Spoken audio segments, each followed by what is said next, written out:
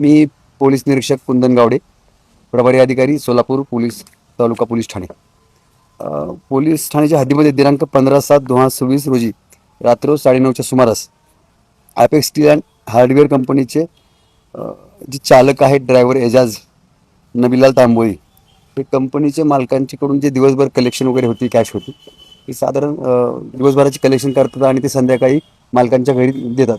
तर त्या दिवशी सुद्धा त्यांनी काही कॅश कलेक्शन केली होती आणि ती कॅश मालक यांच्या घरी घेऊन जाण्याकरता निघाले असता त्यांना सोलापूर हैदराबाद हायवेवरती एका पांढऱ्या एटी कारमधून अज्ञात 3 इसमांपैकी एकाने त्यांच्यावर गोळीबारने फायर केला होता.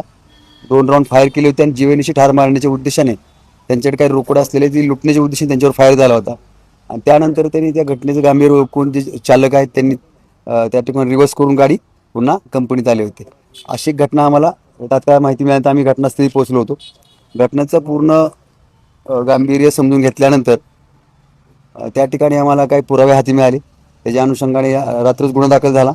गुन्हा दाखल झाल्यानंतर स्थानिक गुन्हे अन्वेषणचे पथक तसेच पोलीस ठाण्याचे असे पथक असे टोटल मिळून माननीय पोलीस अधीक्षक श्री अतुल कुलकर्णी सर यांच्या आदेशाने आम्ही जवळपास 7 पथके तयार केले होते. आणि पोलीस ठाण्याकडे जी पथके आहेत त्यांना त्याच दिवशी आम्हाला 24 तासाच्या आतमध्ये 4 आरोपी आम्हाला त्या घटनेतले प्रत्यक्षदर्शी जे सहभाग होते ते आम्हाला मिळाले होते. मुख्य सूत्रधार जो होता फायर केलेला व्यक्ती तो मिळून नव्हता आला, तर तोही आम्हाला काल आमच्या पोलीस जे पथक आहे त्यांना तोही आरोपी मिळून आला. त्याच्याकडून आम्ही गुन्ह्यात जे फायर करण्याकरता जे वेपन यूज केलं होतं वेपन सुद्धा आम्ही हस्तगत केलेलं आहे.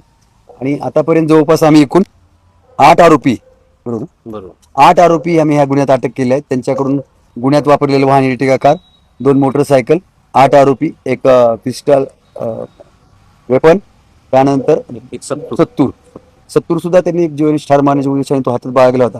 असं इथूनभूत साहित्य आम्ही त्यात हस्तगत आम्हाला यश मिळाले.